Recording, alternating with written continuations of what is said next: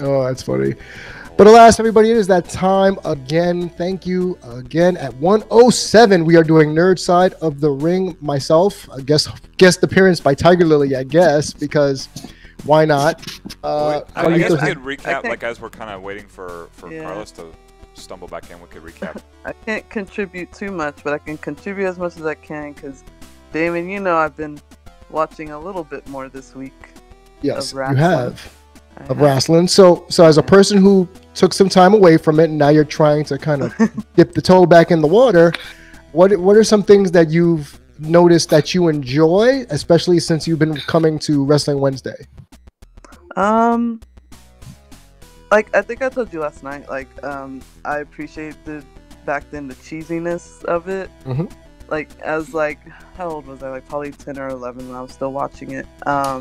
When it was still WWF. I will call it that till the day I die. I don't care. But I have my WWF shirt. It's got a couple of pandas hitting each other with I steel know, chairs. I love it. It's so cute, and I love that pun.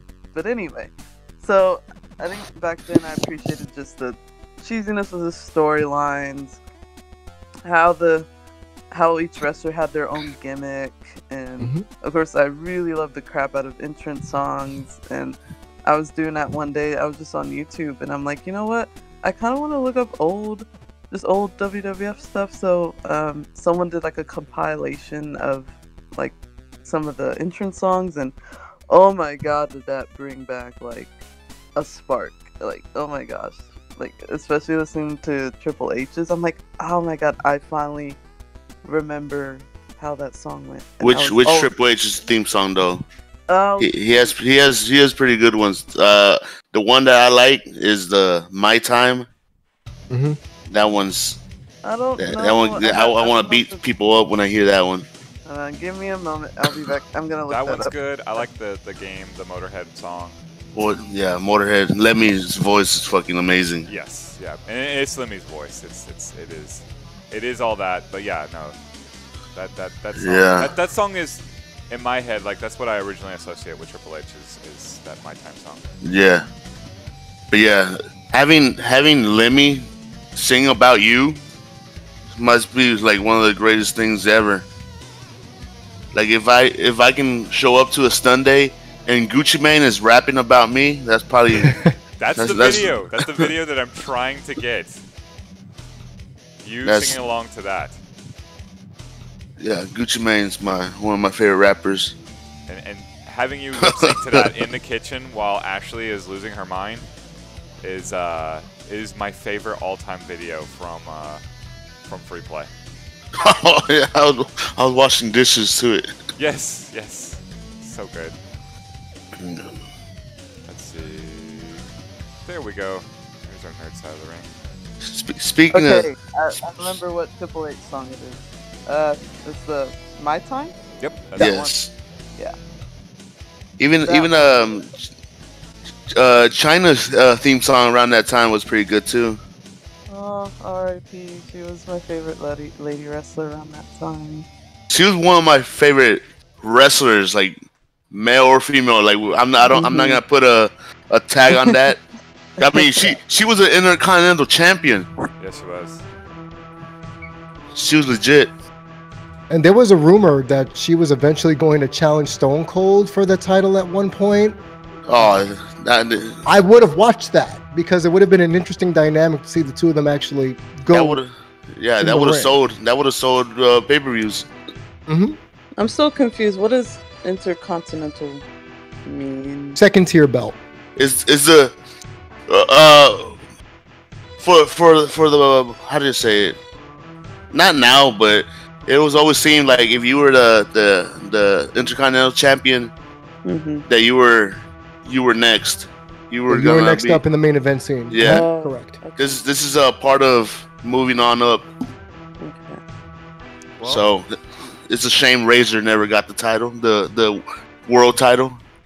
Yes. Scott Hall posing as a Cuban, even though he's from Texas and not Cuban, which is one of the great gimmicks of all time. Razor Ramon just basically ripping off Tony Montana. And he executed it pretty well. the Flawlessly. Yeah. I think that the Atkinson family understands all about that sort of gimmick. He's Von Erichs. oh yeah. Yes. I like Razor's if something happens to this, something happens to you, Chico. And then he flips the toothpick in the person. Yeah. At the innocent bystander. It's like that poor timekeeper. They just had one job. Get Yeah. a toothpick thrown. He, 2 jobs. Take care of Razor's gold and ring the bell. No, that was my favorite. He's probably my favorite Intercontinental Champion of all time, Yeah. only because he is, in the modern era, synonymous. You know, some people say Miz is the greatest Intercontinental Champion of all time, but I don't really care for the Miz. He does nothing for me. I neither Yeah. hate him nor like him. It's just there. But the Razor Ramon character, especially before I found out that he wasn't Latin, for me was a big deal. Yeah. Thinking this guy, you know, kind of represents us, and then he had a tag team with Savio Vega, who was from Puerto Rico, so my family liked him. And then I find out Scott Hall's just milking a gimmick, and I felt kind of betrayed. in that Yeah, moment. the betrayal is real. But then you're like, man, for him to pull that off, that's a pretty damn good worker. And So then in the chat, Ian says, "Isn't there an AEW guy who pays tribute those toothpicks and a vest?" AEW? Not that I remember. I don't know. There's Unless been you're a- talking about Orange Cassidy. the There's a lot of last people who look similar in the ring with a well, vest. well the last Razor Ramon type character that I remember is like Carlito, Caribbean Cool. Spinning the apple in people's faces. Yeah. Well, if you remember, that was one of Razor's first like promos. He did that, right? He bit an apple and spit it at the guy that was selling the apples. Yes. Oh, that is right. In his vignettes, that is true. Yeah. And You got a problem with me taking what I want? he literally just took an apple and spit it at the Yeah. person. And then pay for it. And then the color schematic. Chris, do you remember the outfits he would wear in the vignettes? They were very Miami Vice for that Wait, time period. Razor Razor Ramon. Ramon?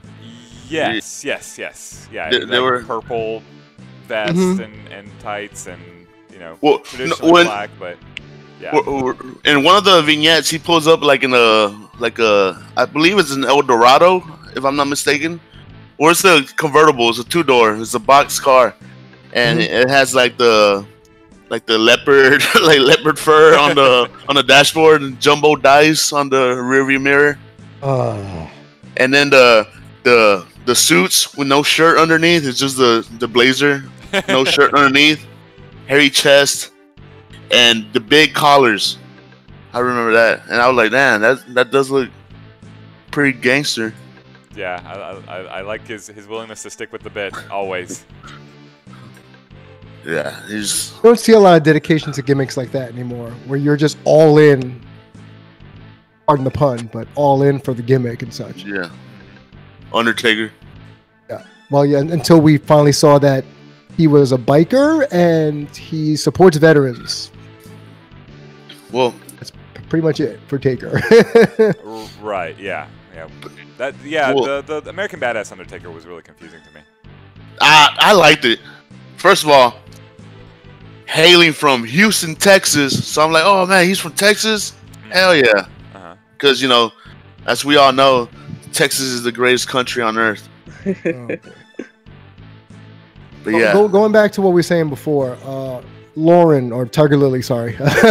Sometimes I get people's names and gimmicks mixed up. Either one. You were saying the things you enjoy. So you enjoy the music. If you had to come out to a theme song, what would your theme song be? Oh my god, I told you this last night. You just want me to say it on here. don't Indeed. Barbie Girl. you? No. Hatsune Miku. That'd be you. We're talking No, about me. I wouldn't come out to Hatsune Miku. We discussed this last night. I said I would come out to Poison by Belle Biv DeVoe. Oh, that's a good Mhm. one. That's my third strike song. Because I'm Poison and I have a big butt and a smile, and apparently people can't trust me. So There we trust go. That is an ultimate heel right there. That's a heel right there. I am not. Have you seen me? I'm not a heel material. I'm a marshmallow. I don't know. I saw a pretty good heel promo last night. Yeah. Oh, Truth. my goodness. Like, yeah, I try.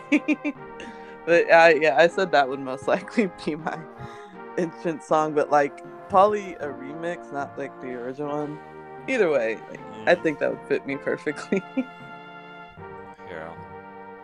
Yeah. That's. What about you, Chris? What would yours be? Man, I'm just taken aback by Poison by Belle de DeVoe. That's too good. Like, that's literally, Thank and you. I requested it from Mike when he's DJing before, when I'm over there playing Third Strike. I always tell him to play that because I tell him that's my song. So Yeah, at he this knows point, that- he knows that's I just don't like bother telling him because I know he's gonna play it anyway. Oh yeah, Mhm. yeah. But yeah, always looking forward to that song, and then taunting with Poison coming out with my Hugo over and over again. My entrance song. So we went over this last time along a similar route.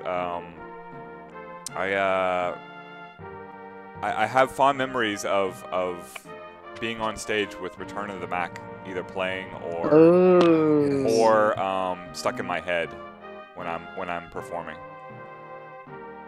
Yes, and Ian, there we go. That's where I went over this. We had an entire entrance song theme for VGM Wednesday. Nice. Yeah, I remember that one. I don't know if I was a part of it just at that point, but I wish I could have been. That would have been great. I think that was maybe a. Yep. That might week. be where this artwork came from. I can't remember. You know, Damien, I think that That's was true. when the art. Yeah, that was from. what song would you like to come out to? Yes. I well, okay. There's layers to this, but if I was a heel, I would say I would come out to NERD's Lap Dance. Okay. What? Because when I'm in that mode, that means that Damon's had way too many Jack and Cokes, and it's on like Donkey Kong. But I think if I'm a face, it would be Stan Bush's The Touch, because Optimus Prime rolling up in on the Decepticons and being all heroic and stuff. That would be my my go-to. But a funny thing is that when I got married, I came out to Shinsuke Nakamura's theme song, complete with the dance. Nice. The whole entrance theme and everything, and I did the whole thing, and 10 people got it, and everybody else just looked at me as if I was weird. Yeah. and were my right. ex-wife fought me on it the whole time. She's like, "You're not doing the dance." I said, "Yeah, I am." I was like, "I'm doing this. Bonk this. The only wrestling thing I want is to come out to my Shinsuke Nakamura theme song, the violin one, the real orchestral one." Yeah. Starts off all romantic, like, "Oh, this is so sweet," and all of a sudden just starts jamming out to rock music, and you just see me spazzing and like throwing my arms and flailing. It was good. It was great. But those would be my two entrance themes. Now my training montage would Oh my be No God, Easy I Way hear Out. it. I hear it. Yeah. That's a good song. But I have two songs that come to my mind for my entrance theme. Besides Stone Cold song, which So makes good. the beer taste a lot better. I agree. One of them will be one of the most influential songs in hip hop. "Slob on My Knob" by Juicy J. Oh Jesus! That would be one of them. You know, I like the part where he said, "Well, I can't say none of the stuff he said on that I song." literally just said, never mind. You know, when he says, "Let's call the boys, let's run a train." Yes. Yeah. Mhm. Yeah. Anyways, Me that would be one of them. The other one would be, I'll probably have like my gimmick would be like the neighborhood ice cream man. So I'll have Master P, Ice Cream Man. That would be another one. Because if you know if you know what the Ice Cream Man is in the hood, Yep. then yeah, he is the heel. But he can also be he can also be fake. He can be a tweener. So yeah, that one. Did you see Ian's comment? I love it. Ian saying Carlos is throwing out corn cobs into the crowd. Yeah. Oh my God. I talking about like entrance themes. It will like forever be burned into my mind. You entering the last Tuesday night fights before the COVID shutdown. This is before. Oh your my time. god. Yes, That to was the amazing. Oh, yeah. the Stone That was Cold amazing. theme. No one in the building will ever forget that. I do No one believe. expected it. It was, and it was March 16th, and I wore my Stone Cold shirt that day also. Yep. Yeah. Yep. Are you familiar with this story, Damien? No. Okay, it's before your time, but it's it's also March 16th. This year, 2020. Mm-hmm. So Okay. March 15th, we were busy. It was a packed day at Free Play. Everything is sort of normal except for this COVID thing's going around. And March 16th was the end of everything without an announcement. The last day of Free Play, we're shutting down entirely, and every single one of us from top to bottom in the whole company was laid off. Like, Oh. just Yeah. bang, overnight, busy, gone. And I was laid off twice, by the way. I want to point that out. Yes, that day, because you had another job. Yeah. I'm Chad's back. place. Yes, welcome back. So we started the stream. We started the stream with the Safe Free Play logo. It just sort of evolved as we went. The idea was we hook it up to Super Turbo. We start streaming, and they'll take it from our cold dead hand. Basically, we just kept streaming. Mm-hmm. And that's part of my 89 consecutive days of 24 hours, like a day streaming. It started right then, right there, March 16th, and like it's a Monday, so we didn't really have time to do anything. Like there was nothing on the books. There clearly wasn't going to be a Tuesday Night Fights, and in the building they talked me into running a Tuesday Night Fights right then, right there, because everybody was just sort of, word was trickling out that like this was it. It was busy, then we're gone. So everybody's like coming in for the last day. And we, so I ran a Tuesday Night Fights, a team tournament, and we were just playing it up. It's single match, single elimination, all the way up to the top of the team.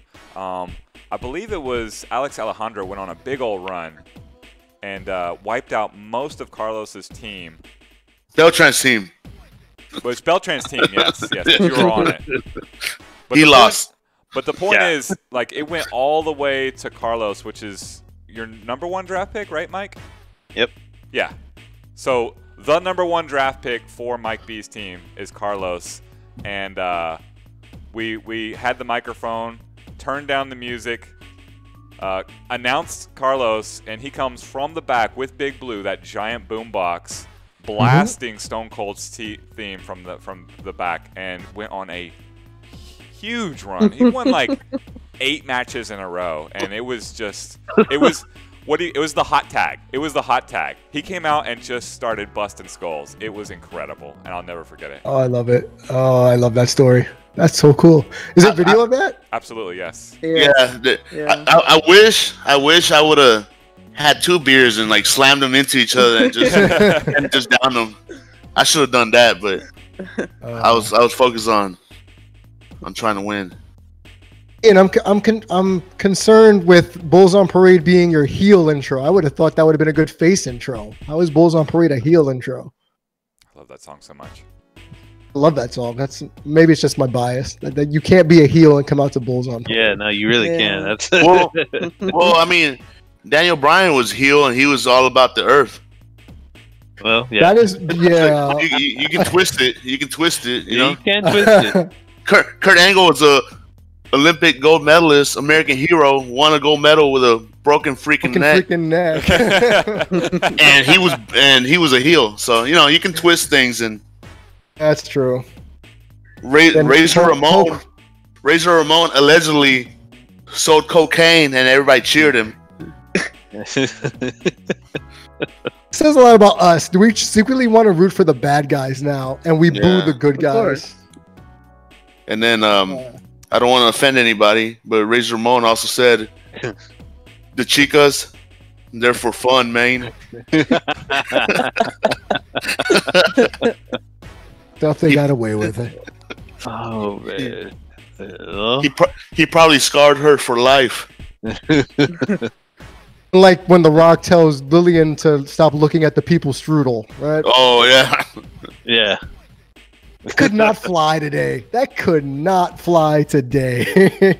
Oh my god. Goodness Lord. We'll never get that era back. Or when The Rock asked Kane and The Undertaker if they like pie, and The Undertaker grabbed the mic and he says, "I like to eat poontang pie." Yeah, we can't do that no more. Carlos, have you seen Ian say, he quotes you and says, "I don't want to offend anybody," and then you talk about slop my mouth. That's a classic, man. That's the disclaimer. Like, I'm not going to offend you by saying I'm not going to offend anybody. That's the disclaimer. Yeah. That's how you get out of it. If you preface that, then you're good. Okay. Everything's good. You can say what you want after that. Well, that's good. I don't want to offend anybody, but I hate certain types of people. Claw players. Yes, this is why Jesse was asked to not come back on the show. Well, keeping it back in the wrestling theme, let's catch up a little bit on the week that was. I mean, Carlos, you called it. You literally said Roman Reigns needs to come back like the G he is, and wins the title. Signs his contract midway toward the end of the match. Big spot happens at Payback where the ring collapses. Then he signs the contract and does his own version of Money in the Bank, essentially. Yeah. Takes back what he never lost. Yeah, I don't mind him taking the title. I just don't like the ring collapsing again. It should have only been done once. And this is the fourth time, right? They did it. It's like the first time it happened was like 17 years ago, and it should have stayed that way. And it was believable when it happened. When this happened, it was like, oh man, okay, cool.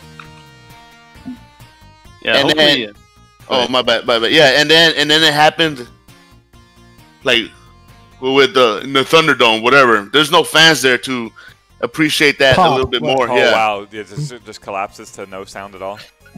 It collapsed to people on webcams and fucking KKK guys in full robe. Have they managed to clean that up yet? A little bit. For the most part, they have. I mean, someone did put a picture of Kenny Omega recently watching. Oh yeah, he was watching. Right? Yeah, that's so, cool. Wasn't he really watching? I don't think he was. I think that was just a generic picture of Kenny Omega looking into a webcam. And it was like it was a Kenny Omega like a Twitch stream or something, and somebody recorded it. Yeah. And they used it and played it back on a thing. Yeah. Or it really wasn't. Or it really wasn't him. But you know, like the performers, they're fans of wrestling. They go back and forth and watch shit too. Oh yeah, of course. Yeah. No, I mean, you were right, Carlos. I mean, we talked about it. Like let Roman Reigns be himself. Yeah. And I mean, here he is. He's heel with the beard. He has a beard now, they bearded Roman Reigns, and he's got Paul Heyman now as his advocate. And I mean that I like to see where this develops his character. You know what I mean? He already won the title, but let's just see how the new development of him comes about. I think it'll be cool. It's definitely it sent shockwaves when it happened, because I mean I texted Carlos like right when it happened, and like it seems like out of all my friends who watch wrestling, I was the only one watching SmackDown at that point in time. and like the biggest thing in SmackDown, in months had just happened, and nobody saw it live. And I'm like, I'm like looking around like what just happened, and nobody saw it except for me. I was like, what? Oh man, Is that the state of SmackDown? Is that the state of it? Is that what you're saying? Is that the state of SmackDown, or is it just because you just saw it live? Well, I mean, I saw it live, but like that's the thing. Like, not many people, watch SmackDown. Yeah, and then SmackDown's on a Friday. I don't want to be at home on Friday watching TV. I thought it was Thursday on UPN. No. No. 20 years ago. Oh, my bad. Yeah, I don't want to be at home watching TV. I want to go out on a Friday night and listen to Juicy J slob on my knob. Huh. You know what I mean? I want to keep the party going. See? Right. Yeah. See you at Arlington next time Mike B's DJ. Yeah. Yeah. But yeah, I mean, I was I was buy watching Carlos the drink to have him request that song for you. Jeez. To see what you do. Oh my god. Woo. Oh man, but yeah, I mean, yeah, you know, having SmackDown on Friday nights, it's rough because yeah, you're right. Like unless you're like a really homebody or something like that, you know, you're not really watching, you know, SmackDown. I mean, it's Friday nights for people to go out, even though you can't go out and do much these days. You know, people are still finding ways to be out, and you know, they'll come back and watch it later or something like that. But yeah, it's having wrestling on Fridays. It's not good. It definitely needs to be like, you know, on a Thursday again or Tuesday, to which we might have NXT staying on Tuesdays, Chris. Indeed. We might. There is a huge rumor. Now, next week it is on Tuesday again because of NHL hockey on Super USA. Tuesday. But yeah, Super Tuesdays. But don't be surprised if that becomes the permanent time slot for NXT Tuesday nights, which just leaves, you know, Raw on Mondays, NXT on Tuesdays, AEW on Wednesdays, Impact on Tuesdays, you know, and everything else. It's a lot You know of what I mean? wrestling. Yeah, it is a lot. So, but at least this is kind of spread out, and you kind of get to see the beauty of both shows. But yeah, you know, back to Roman Reigns. I'm excited. I'm happy that he's champion again. Let's see where this goes, especially with Paul Heyman. And I think he was the only major attraction that you can build SmackDown around, because the Fiend, for what he was more of an attraction, not you build the company around Bray Wyatt's character. Roman Reigns, with his pretty veneers and Pantene hair flips and awesome beard, is someone you can build this Friday night brand around. And you say yourself, are wrestling fans supposedly not going out on Friday nights? Is that the assumption by Fox? Is that no, real wrestling fans, they don't go out on Friday nights, they stay home? That's a misnomer. But I'm curious to see who he feuds with next, because the rumor of the long-term booking is that they are grooming Big E to be the one to inevitably, when we run around to WrestleMania season, be the one to dethrone Roman Reigns. Now, I would really just want to see them work together. I don't really care who wins the match. I'm actually just curious to see how they work chemistry-wise, because I don't remember the New Day and the Shield ever really going toe-to-toe. If they had done it, I hadn't seen it, so I'd be curious to see how they plot those courses going forward. I don't think they ever went toe-to-toe when because by the time the New Day started coming up, the Shield wasn't together. They were separated. And then when they were together, Ambrose got injured, right? Yes. And that was years after they first, so yeah, they never got in the ring together. That would have been cool to see, though. Yeah, I think maybe that I'd have to go back and look. You have to go back and look, but when the Shield first came up, was when Big E was Intercontinental Champion around that time. So I don't think they crossed paths at that point. But yeah, because I know Ambrose beat Kofi for the U.S. title. Yeah, and and the New Day hadn't formed yet. You're right. Yeah, they hadn't formed, so but yeah, that would be something to see if. And then and then watching Big E move around the ring is pretty impressive. He still does that. Probably one of the sickest, the spears through the suicide dive through the rope. Yeah, that is the way he lands is crazy. I don't know. I mean, it's a good visual, but I don't want to see it on a regular as SmackDown. It should be kept special. Keep it in a pay-per-view, because it does look dangerous. Yeah, for him to do it looks extremely dangerous, but he does it. Yeah, he's a very impressive wrestler. He's I'm behind Big E. He's cool. Oh yeah, Big E's definitely cool. I'm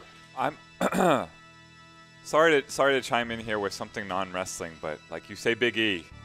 Now I had to Google it just now to see New Day, and like you mentioned New Day, and now I recognize New Day. But like Big E is Eric Ubagu, former Dallas Cowboy, great for me. Like, I'm just seeing you know who I'm talking about? He's the guy from Under Armour. Yeah. The "We Must Protect This House" commercials. That's the name of that character. Oh man. Back to relevant news. That's a callback. That's another callback. Good one there. I mean, if we're gonna make callbacks, you might as well say Terry Tate when Reebok did this whole Terry Tate campaign back in the day. Oh man, that was so good. I loved it. I loved it. Who the fuck is Terry Tate? Golly. Office linebacker. You love him. You would love him. Literally, corporations, Carlos, they hired this character to just, if no one's working hard enough or things need to get fixed around the office, he just tackles them, randomly spears them, goes whoa in their face, and then talks trash and then walks away and says, "Have a nice day, everybody." Oh, Ian says Xavier Woods used to play at House of Goons. Interesting. Of New Day. I didn't know that. House Xavier of Goons Woods? is a infamous, the fighting game lineage in the FGC in Dallas kind of goes like the early Tekken days. This is where I came into it. Early Tekken days, Tekken 3 and Tekken Tag. I started hosting TIT 1, Tekken Tournament in Texas 1, happened at a bowling alley. 2 and 3 happened in a movie theater inside my apartment complex. And my apartment, I hate living alone. I'm kind of a community-oriented guy. So I just had all the Tekken players come over to my apartment and just basically take the place over. Big guy lived there. A big guy in the scene, Eddie Pistons, lived there. I didn't ask for rent anything. I just wanted to play more and hang out with my friends. When I gave that up because I walked away from the scene, they bought a house. They call it the House of Goons, and it is infamous within the DFW fighting game community for I don't know how long, Ian. 10 years, something like that. So apparently Xavier Woods was a player in it back then. Wow. Pretty. I sent you a picture of Big E, Chris. Oh No, yeah, no, no, you- I googled it. No, but I sent you one. Oh my god. Look at The the one. particular one? Yeah, the particular one.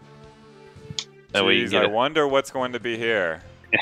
Could there be a salt and pepper goatee involved? By the way, did you see VGM Wednesday's picture? The man. Well, Good. what Go- was that? Go find Persona it. 5. Uh Yeah, go find it. Go look in the Okay. background. huh. Uh-huh. Reunion Tower. Okay. And go take a really close look at that goatee that the Reunion Tower is sporting. Oh dear. Oh dear. Yeah, oh dear. Tears, right. Yeah. All right. So But we have a pay-per-view this weekend, don't we? yes, AEW's this weekend. Is this all in? So this is all in. That's the name of it, right? I was Yeah. paying attention somewhat. Yes, this is all in. Saturday night, Chris. I definitely plan on watching it. Mhm.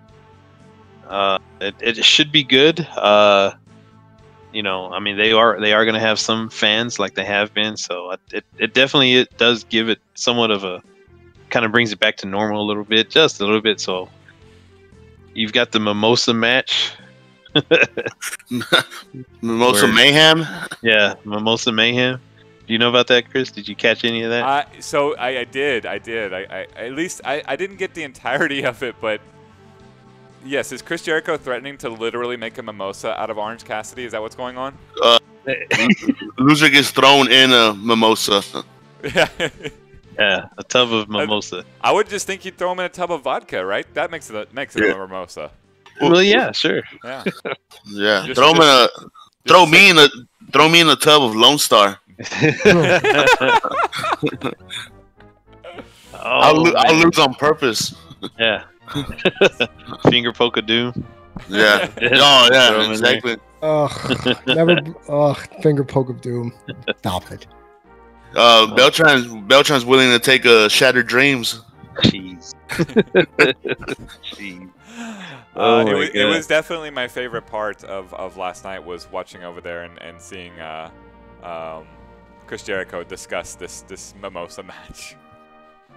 And just the visual of like Orange Cassidy getting thrown into a tub of vodka or whatever, just it makes me giggle. They're gonna have Sunday brunch at the pay-per-view. Oh yeah, of course. They're getting ready for the Sunday brunch. Yeah. Someone gets thrown through a table and then into a bunch of mimosas. Great. Awesome. Yeah, and this sounds like the best Sunday brunch ever, actually. Yeah, bring extra avocados in there for the brunch. Avocados and toast match. Yeah. That's funny. Cage-free eggs too. Fuck it. Did the damn match.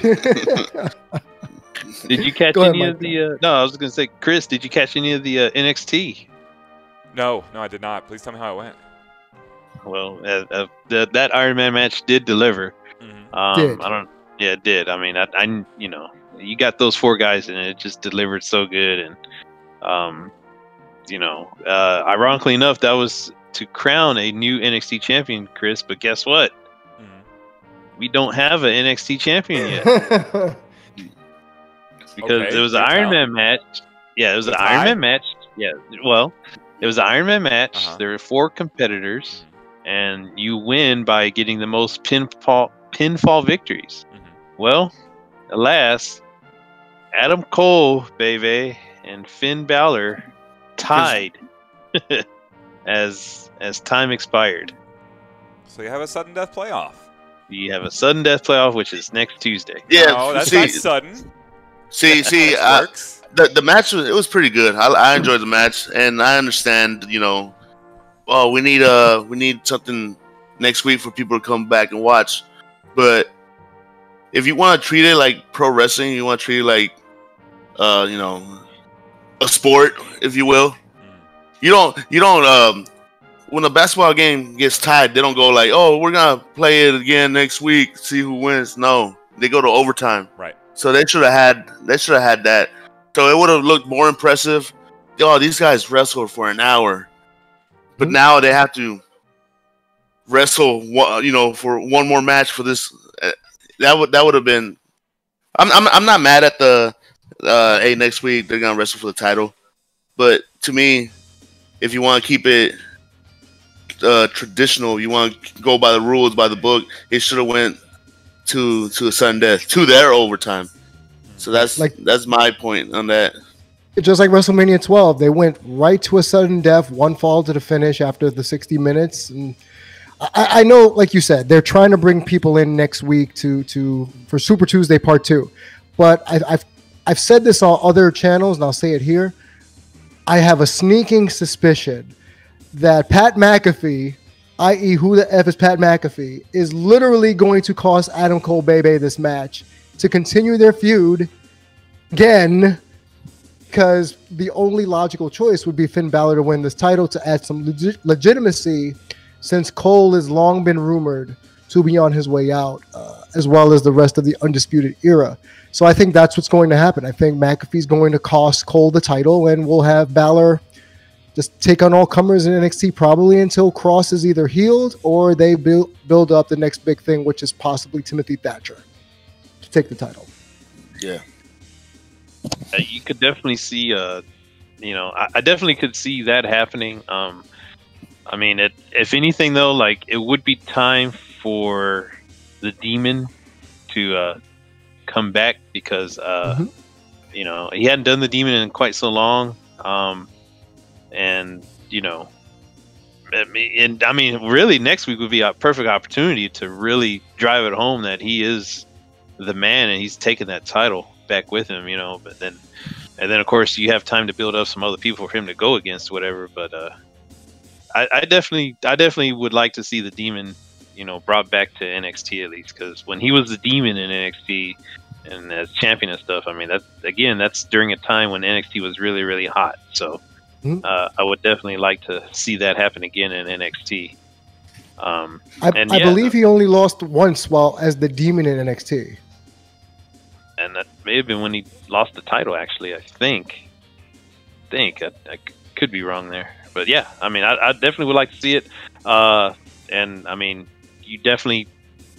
Adam Cole, he's done so much in the past year already. You know, you could, I mean, if he gets the title, that's great. But you have this new storyline with old Pat the punter, and I mean, you got potential there to build off of that, and cause some ruckus for him not getting the title, and have a new storyline feud going on there. If Pat, if he for some reason does not punt the fucking testes, then that's a waste of time. Shattered dreams. So it didn't happen? Yeah. I mean, if you're a punter, you're known for kicking the football. I don't know how many yards. You gotta give him that move. You gotta have him kick the dick. Does he have to drop him? It's a punt, so it's a drop kick, right? Nah, he could just just kick him. He can kick him in the ball. Well, no, he's not. Yeah. He's not a place kicker. They're gonna have to get Adam Vinatieri to do that. Oh. They should have somebody hold it, like grab, hold him, or you can you're about to do like a belly to back suplex, but instead of doing the suplex, throw them, and then he gets a running start and just fucking straight kick to the. Maybe they can sign that tag team that threw an alley-oop power bomb in AEW yesterday. I caught that one. Oh, that was nice. Yeah, that was pretty cool. I had never seen that before, so I was really impressed by that. Who pulled that off? That was incredible. Is that Luchasaurus? Yeah, Luchasaurus and Jungle Boy, right? Was it? I believe it's Jurassic Express. Yeah.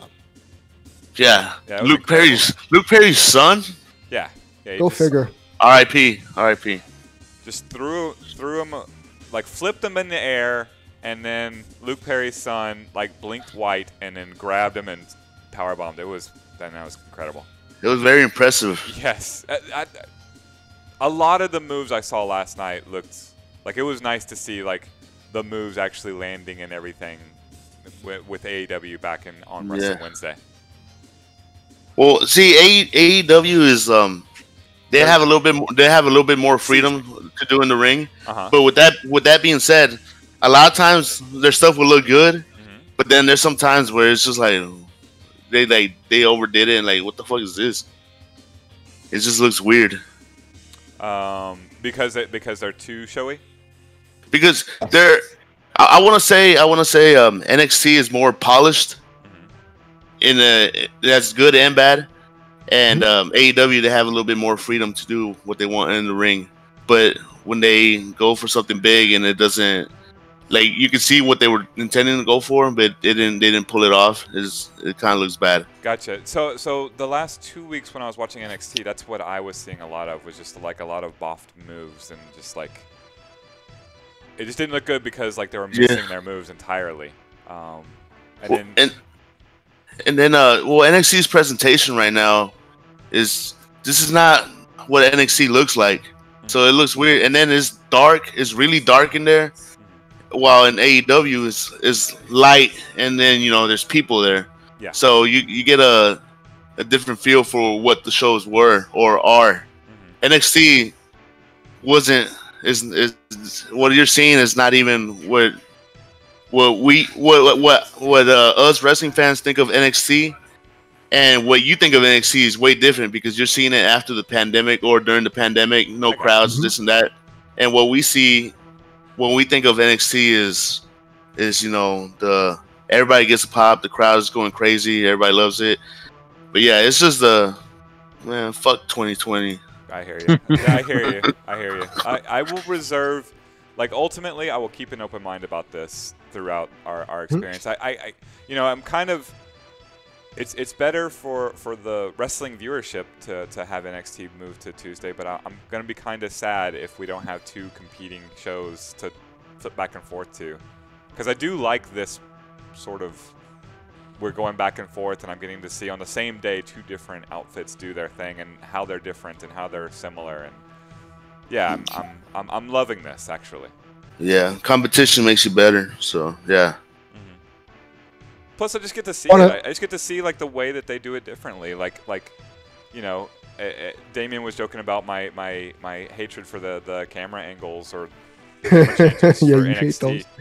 But I do get to see things like that, and I wouldn't necessarily think about it if it wasn't for the fact that AEW is right there, you know, doing it a different way, you know, a moment later. And there's still things that I love about what I've seen from NXT, which, like, you guys were not lying about how good the women's division is. It's compelling.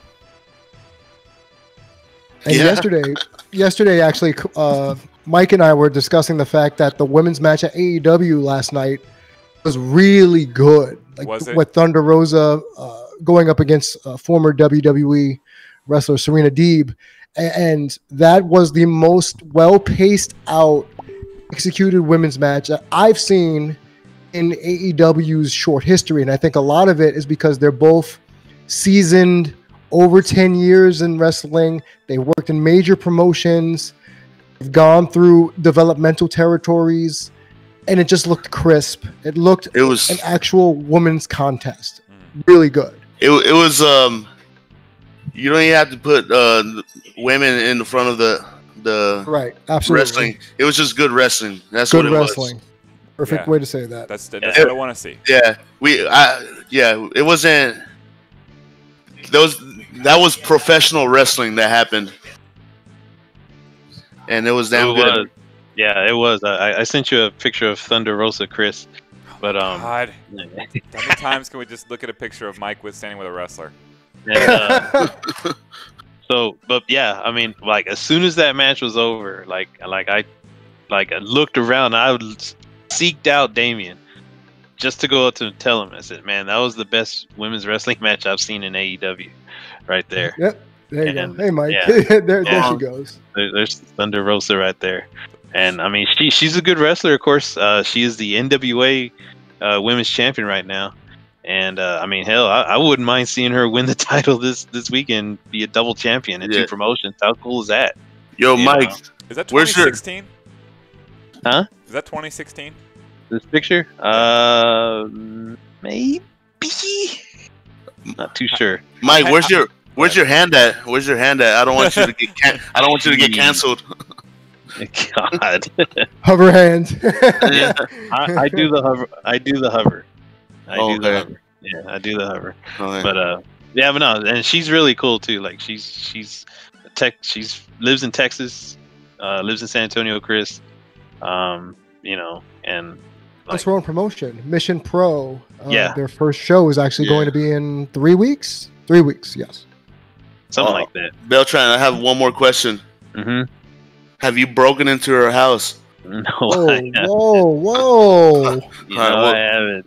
Okay. No, that's just making sure. Yeah, no. Just making sure you're not crazy. Well, you are crazy, but you know. Yeah. Speaking of crazy, I'm disturbed by the fact that I can tell the year of Beltran picture just because I spent so much time with Beltran. Jeez. Like, seriously, I looked at that picture and I was like, that's what he looked like in 2016. Yeah. Yeah, it I don't know. It may have been, but yeah, no, she and of course Serena Deeb, she's a former trainer for the women's wrestlers in NXT as well, so she knows what she's doing, and just like, you know, Thunder Rosa, she's, you know, like I said, she knows what she's doing too. So that, I mean, that was like hands down the best women's wrestling match I have seen on there, and it's not even close. That's pretty good. The ironic thing about it is that neither of those two women are signed to AEW. Yeah, they're not exclusive, or not. I wouldn't say exclusive, but yeah, they're not signed to them. You know, again, Thunder Rosa's with the NWA, and she works other independents. You know, so, you know, man, I hope more becomes of that. Just because, like, I mean, you know, Britt Baker. I mean, she's okay. You know. It's not, you know, Big Swole's okay, right, as far as their wrestling goes, but I mean, you know, that they've got a big act to follow. You know, they got to follow that to make people who are with AEW look good. So we're hoping that you know, comes to be the case right there for them.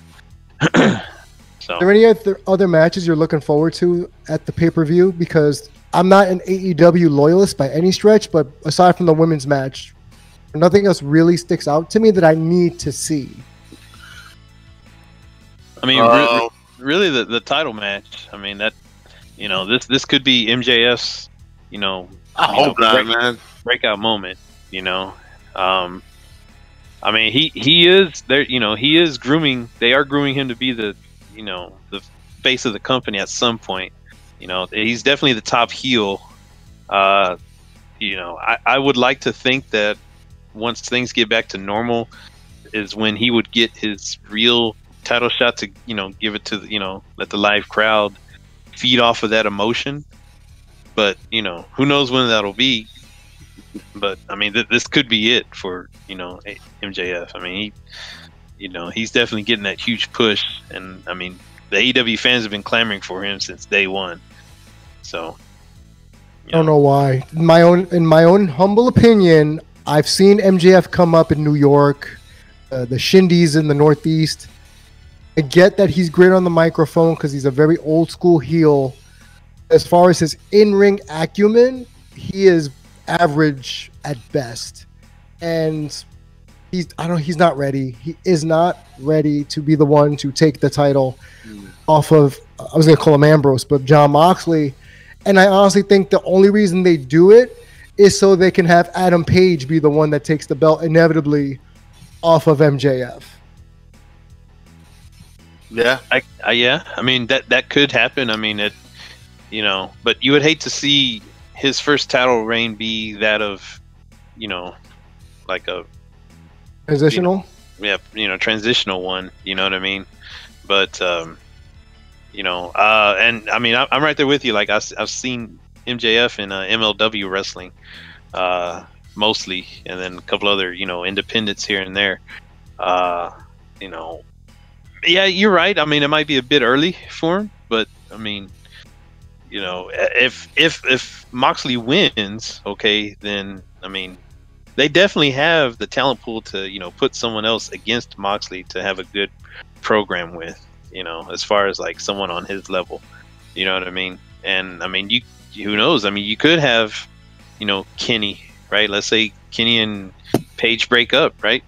You can go with Kenny or Page against, you know, Moxley or something like that. You know what I mean? Like there's two good programs right there with those two, you know?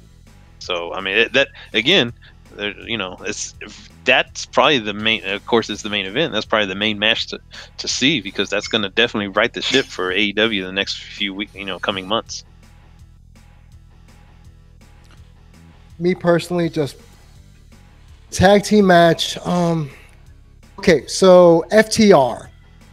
Everybody clamored for FTR, only the Revival, to come to AEW and show that Vince McMahon was wrong about them and they're going to revolutionize tag team wrestling in AEW.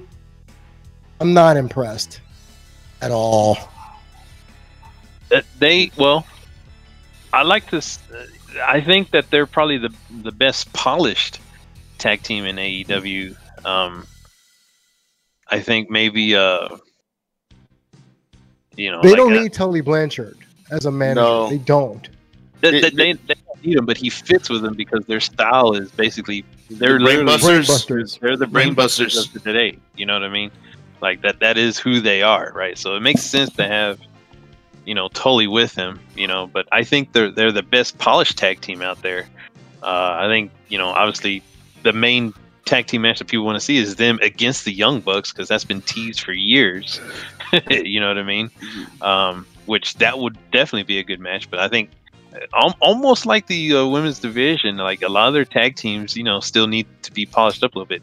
Best Friends, they're decent because they've been tagging together for years already, so they're pretty good at, you know, already. And I mean, you haven't seen SCU in quite some time, you know, and they are another polished tag team. So like, if you were to have SCU versus, you know, FTR, or that would be a good match right there. Even the Lucha Bros.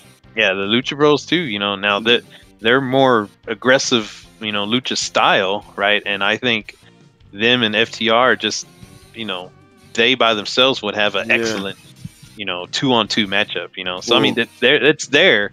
It's just that you really can't see it because they do too many, you know, 8-man tags. Yeah, they're doing that because I guess 2 hours is not enough for all the time they have, so they got to showcase all these people. But yeah, I like a traditional tag match, but it's just they have a lot of same in WWE. There's just too many people. You can't showcase everybody.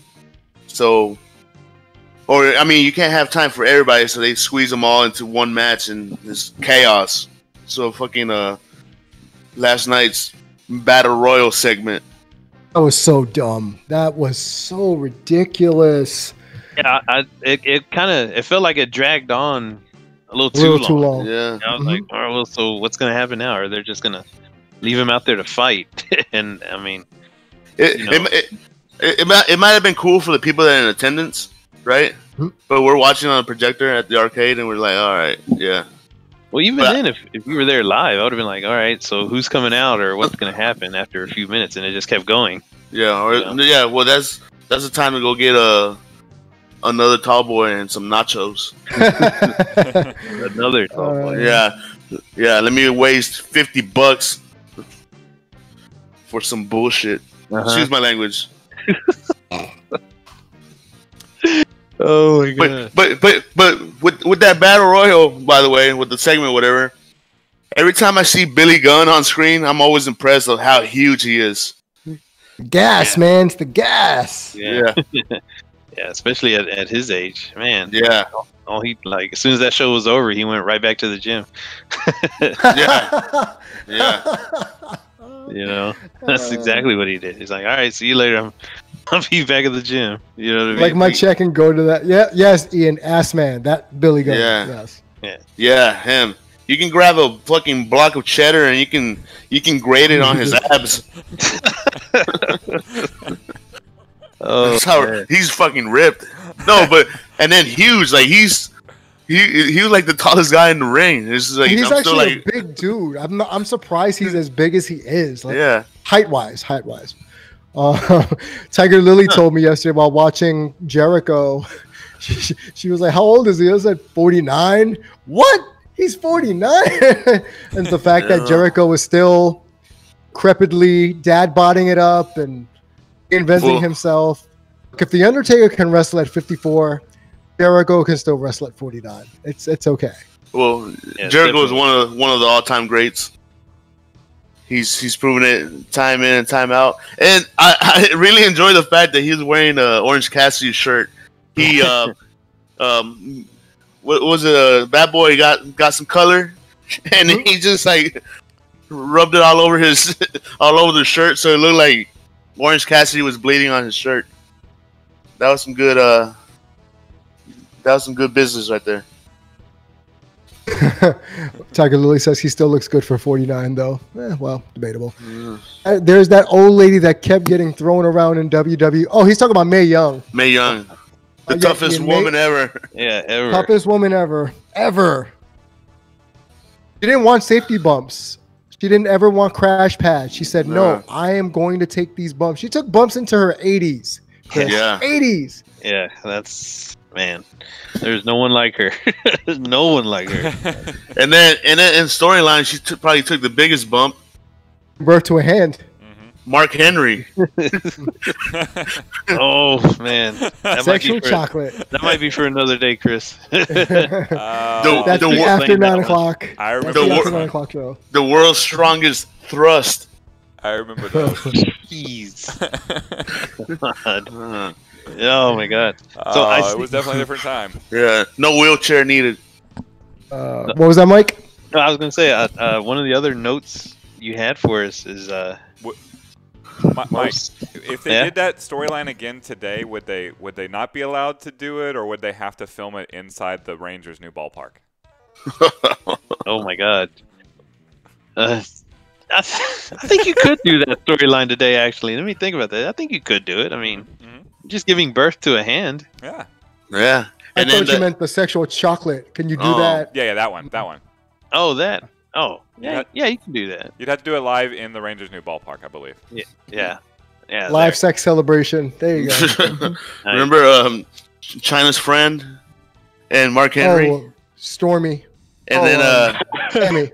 and she had a surprise for Mark Henry. Mm, So much stuff for me to Google. Yeah, and they Oh, man. yeah, Oh And- man, yeah. and he wasn't with it. They could have played Pencil Break together, but he didn't want to. Yeah. Long story short, Chris, it was a crying game moment for Mark Henry in that instance. He wasn't done too happy. Jeez. Oh my God. Ian said a different spear. It was a different time back then. Oh my God. Jeez. I mean, Ian's coming in with the zingers today, man. Good job. Man. Oh, he always is. Oh my God, that was oof, that was rough. Hey, That's what? a rough.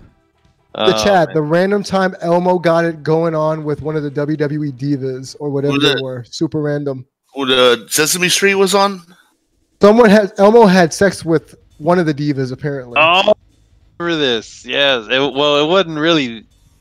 Well, it kind of was that, but oh my God, it was a Tickle Me Elmo doll, wasn't it? Yeah. Oh my God.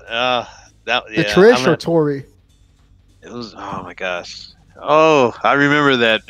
Oh man, I had to go back and look. I had to go back and watch that. That was a.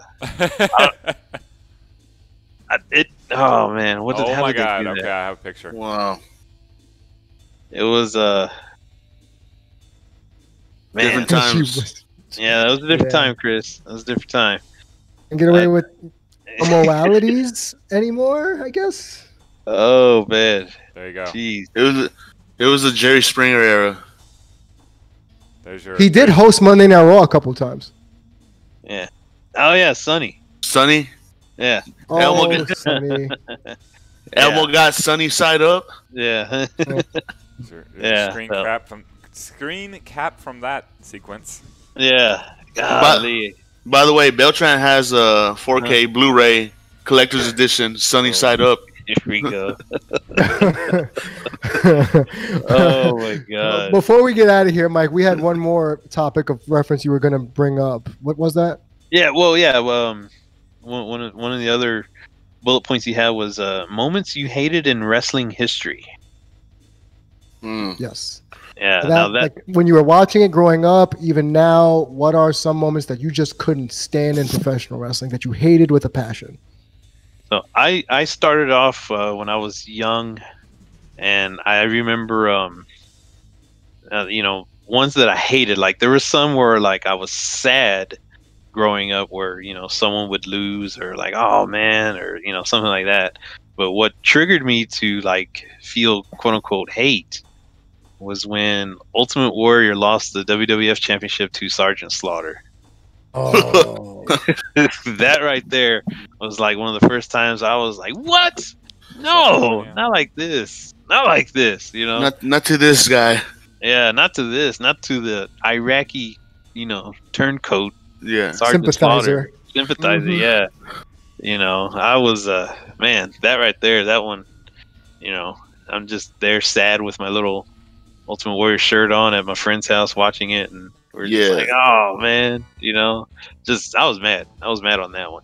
That was Sergeant Slaughter. That he was a good heel in that time. Oh yeah, big time. I do want to say this doesn't relate to the match. It's only because it's Sergeant Slaughter. He had a very good match with Pat Patterson in 1982 or 83. Wasn't it like a street fight or something like that? Yeah. Random fact or random opinion. It's a very good match. Really good. No, I've seen it. It's really good, Chris. If you love old-fashioned Donnybrook style wrestling, that would be a match to go check out. Yeah. That one right there. That would be a good one. Wow. In the chat, the big boss man, police brutality before it was on Facebook every day. Yeah, that is a character that would not fly today. Yeah. Well, you know what else wouldn't fly? It was the Undertaker hanging Big Boss Man in WrestleMania. God. Yeah. Oh my God. Well, yeah, there's that. So, for my wrestling moment that I hated, besides the the finger poke of doom, which actually made me turn off the TV, and then I turned it back on to go to Raw. Yeah. And I hated seeing Lex Luger come in and hit Goldberg, because I was like a Goldberg guy at that time, and Lex Luger's whack as fuck. Anyways, the one that I hate now, like looking back at it, and it makes me hate it even more, was when when Vince McMahon was revealed to be the higher power. Oh God! I was like, what the fuck? First of all, we had a stable. We had like a few stables created. We had Mick Foley, right? Mankind. He made a stable with Shamrock, Test, and Big Show. Yeah, the Union, and then that ended like after a few weeks. Stephanie McMahon was like kidnapped and this and that, and only to find out that this was all caused because of Vince McMahon. Because why? I don't know. That was. And it's the Undertaker. The Undertaker shouldn't be Paul. I can understand Paul Bearer controlling the Undertaker. I don't understand Vince McMahon controlling the Undertaker and the ministry, the corporate ministry, whatever the fuck it was. In that iteration, Chris, the Undertaker was pretty much a demonic entity, and they did sacrifices as they tried to sacrifice Stephanie McMahon to the higher power. There was this whole gimmick where Ken Shamrock went on a one-man ass whooping spree to find her and rescue her from the clutches of the evil cult. And Vince McMahon was revealed to be the leader of it all after he cut a pre-tape promo asking the higher power to show himself, and those infamous words of, "It was me, Austin. It was me all along." Just to further the feud with Stone Cold Steve Austin. But around that time, Vince McMahon did say one of the best lines ever, and the way he says it makes me fucking crack up. But he says, "Life sucks, and then you die." but the way he said it is just hilarious. But yeah, that him being the higher power is just a big WTF. WTF stands for what the fuck. For me. It's hard for me to distinguish. Is this wrestling working when I hate something? I'm not sure. I'm not sure because, as we've gone over, I really hate Ric Flair. Except I really hate Ric Flair because of his association with Kevin Von Erich, my childhood wrestling hero. Right? It's just it doesn't have anything to do with like him being a bad wrestler. It's just him. What's that called? Is that a? I mean, he's just a good heel. Yeah, he's a good heel. Right. That means it worked. Right. It worked. So many of those. Sorry if my voice is lower. I think everybody else is just up on the Discord. I'll yell into the microphone. I think the when the personal things get involved, and they're seedy, I don't necessarily like it. So I really think of as I really liked the Hardy Boys. I really liked Lita, and so I was not really like cool with how all that went down with Matt and Lita, and it was Edge. Right? Yeah. It just seemed really seedy, and I don't know. It seemed pretty bad, and I don't know. Didn't leave a good taste in my mouth, and it wasn't something that it made me want to keep watching wrestling. It more I'm above this. Peace out. That's how I took it. It's a good enough reason to turn it off, Chris, because some people they hit that tipping point where they no longer are interested in seeing the product because one thing just put them off, and in that case, that put you off because real life blended into a gimmick or an angle. Some people just don't want to have real life in their wrestling. They would rather just be separate. Yeah. I guess that's it. Plus, it was so oddly personal. Yeah, you're right. It's if it was all an angle, right? Then it's just a storyline and it's meaningless. You're right. It's that interpersonal who are we dating stuff mixed with the actual business. It didn't. Yeah, wasn't right for me. Yeah, I mean, it's cool. I wasn't really too big on, because that's their personal stuff. But I mean, some people like that, and some people are like, oh, is this real? Is this not real? Is this, what's going on? But the only thing I can take from that was Gene Snitsky punted a baby into the crowd. Oh, Jesus. Forgot about that. And that's one of the good things that came out of all that. Oh my God, that you could almost say that's how that whole thing ended. Is him punting a baby. Oh my god. Yeah. Causing a miscarriage. Yeah. Yeah. Yeah, into the crowd. And you know what? It wasn't his fault. It wasn't. No. It wasn't his fault. Oh my god. Golly, yeah. If you ever get a chance, look that up. Look up keep punting a baby. Yeah. Or look up Jerry the King Lawler talking about it, which would be even funnier because they have an interview. He's asked that question and he talks about it and he just can't stop cracking up. Oh my god, yeah. Oh, I remember that. That happened in Austin, I think. I think that was a Raw in Austin, if I do recall. But yeah, to touch on that Matt Hardy Edge thing for a little while. Mm-hmm. That was when that happened. I mean, of course, this is like, I mean, the internet had already been around for a little bit, and you could go to various websites to check rumors and things like that. And like when all this started coming out, I mean, like you could almost say this was like the first storyline that actually fed the internet. Yeah, the internet, if you will. Like it fed off of them, and it was almost catered directly to those people who live and breathe everything internet. And like, they blurred the lines, I mean, you did not know if, well, as later on in interviews and stuff, like, of course the whole storyline happened and then like they kind of squashed it, backstage a little bit, but they were like, all right, well, let's make some money off of it. And they did, and that there was some in their SummerSlam match that they had, they were going at it, like they were like, okay, this happened, but I'm gonna make sure how I really felt about this. So if you go back and watch Edge versus Matt Hardy at SummerSlam, it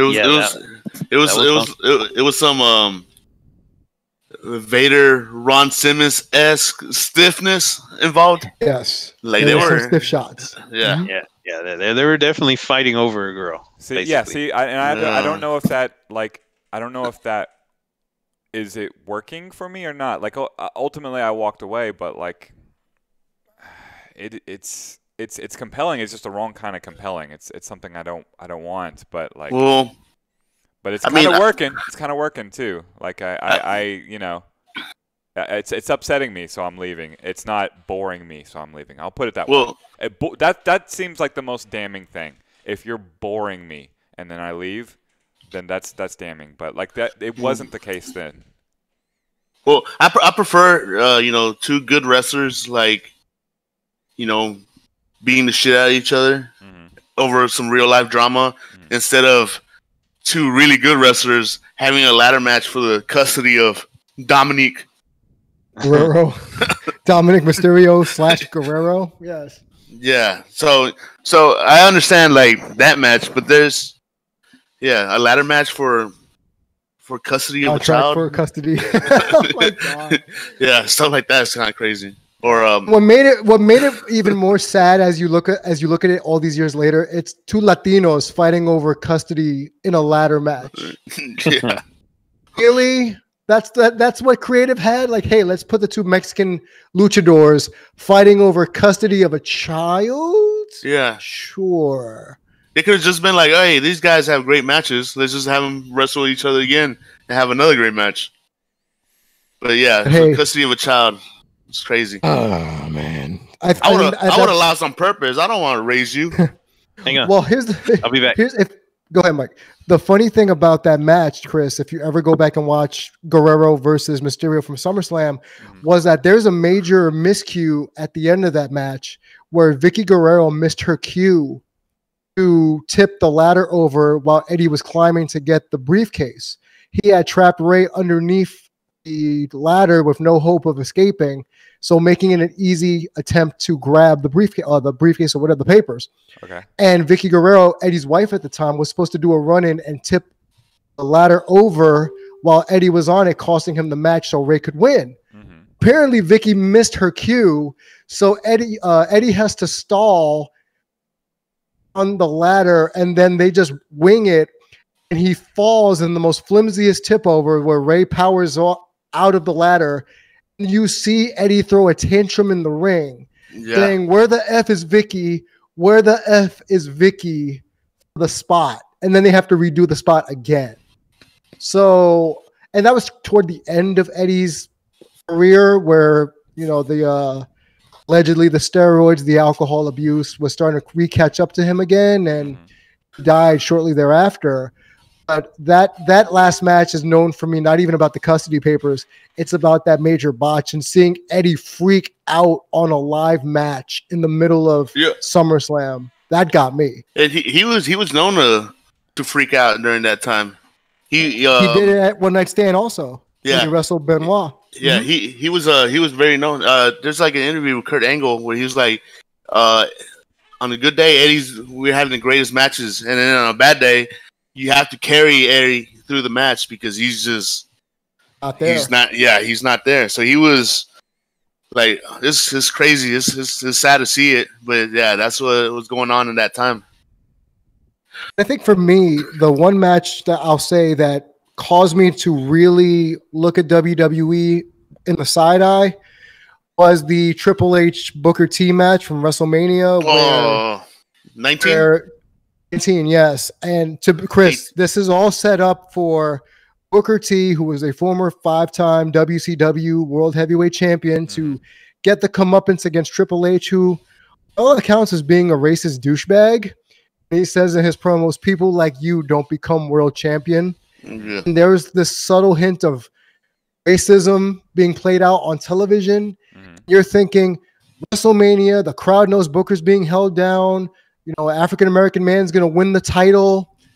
And then what winds up happening is Triple H hits a pedigree, and 45 seconds later, it takes for Triple H to crawl over and cover Booker T. So not only does Booker lose the match where he's supposed to get over on racism, implied racism, he has to lay there while Triple H milks it to the booing of the crowd, where they're both stunned on the floor. And then the 3 count happens, and you could just tell the crowd, it's not heel heat as in I hate that guy as a heel. It's I hate this whole thing, this gimmick, this promo, this ending, this company. F it. And I think at that point is when I started to turn away and say, Vince McMahon and company don't want to see people of color win anything. I'm out. I took a long break. Yeah, long break. And that was all types of heat. It was heel heat. It was X-Pac, D'Lo Brown heat on top of that. And it was just like, this was our guy. It should have been his time. He should have won it. And we gonna get another long ass promo from Triple H tomorrow. Yeah, we did. That sounds awful. That sounds yeah.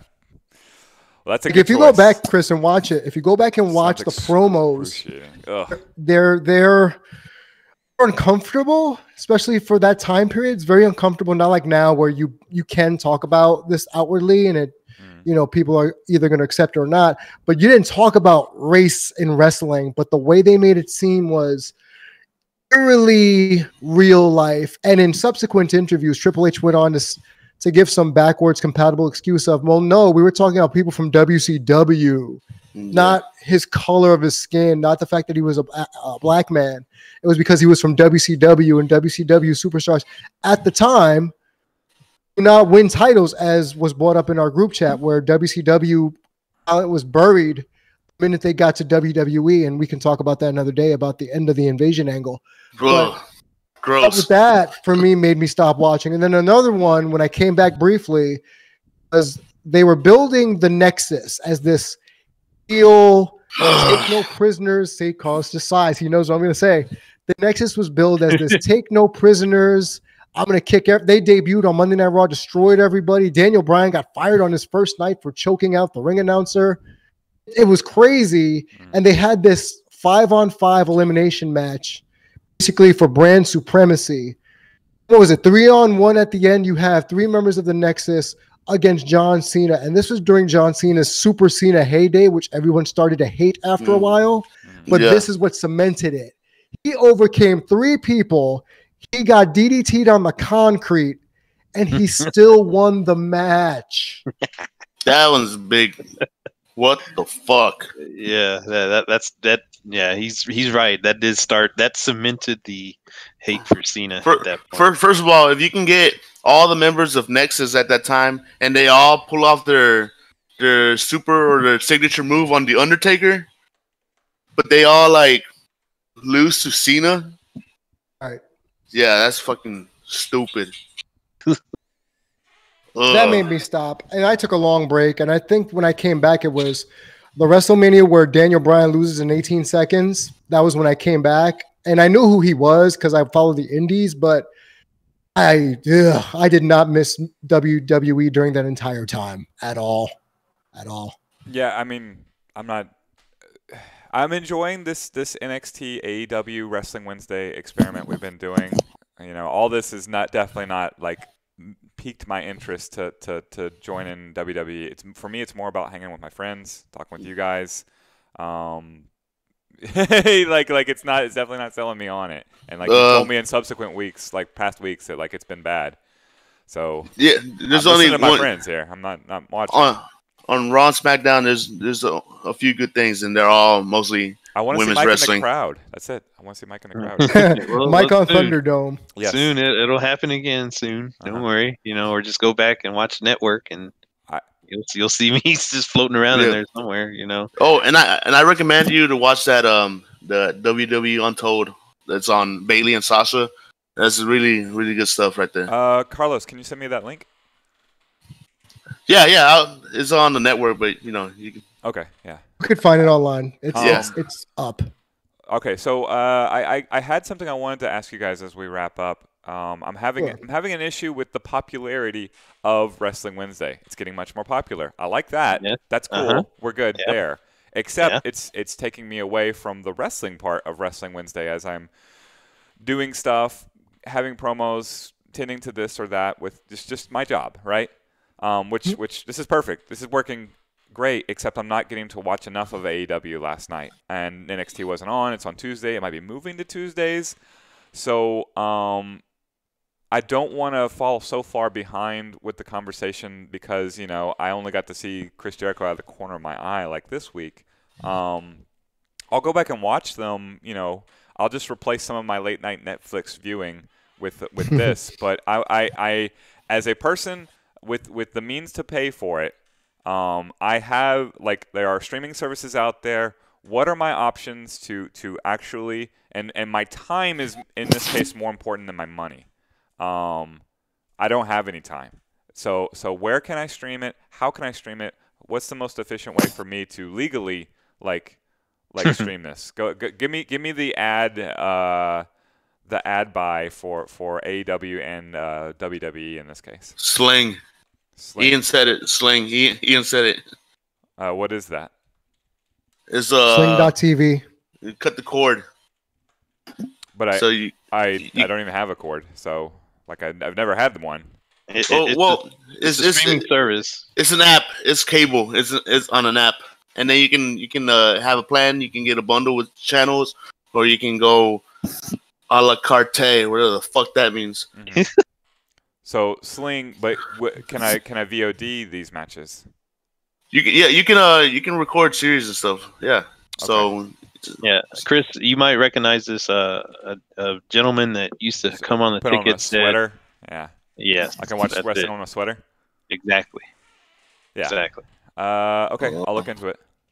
And then I have Sling. I got it because it's convenient and because Danny Trejo was on the commercial, and that's a badass motherfucker. And that is true. That is true. Me and Mike B of Danny Trejo's Tacos will concur. Oh, nice. Yeah. And Danny Trejo was in King of the Hill, so another plus. Yeah, that would be a good way to watch it. I mean, of course, you know, as it's happening, it's good to try to watch as much of it as you can live. I just can't. You know, I mean, I know there's people, you know, pulling you all kinds of places, but you just tell them, hey, wrestling's on. Wrestling's on. I will say this. Matters. Yeah, that's what matters because. Sorry, you 30 people that paid. You're good. You're good there. Wrestling's on. Yeah. You go play. I'll be here. Yeah. Afraid to have work there, Mike. All right. Thanks. Yeah. Thanks for that. Speaking of work, I should go. I got to pick up some swag for an upcoming event. But Yeah, Tiger Lily asked me what happened to the prizes. oh, that is a good point. Honestly, I left them on the table along with the belts. I'm gonna have to pick them up today. And we need a plan for giving those things away. Nice. We can give the John Cena ghost card because you can't see it, so it's fine. Yeah. But yeah, I think I'll recover. that wraps up this episode, Chris. So if there's anything else, that's it. I'm off to Parts Yonder. Free Play Richardson is open today, and all the free plays are open throughout the weekend: Friday, Saturday, Sunday, and Monday because it's Labor Day. They will be open. Sunday is on 7. Come watch Carlos beat everybody's ass on Sunday. It is always a pleasure to watch that man work.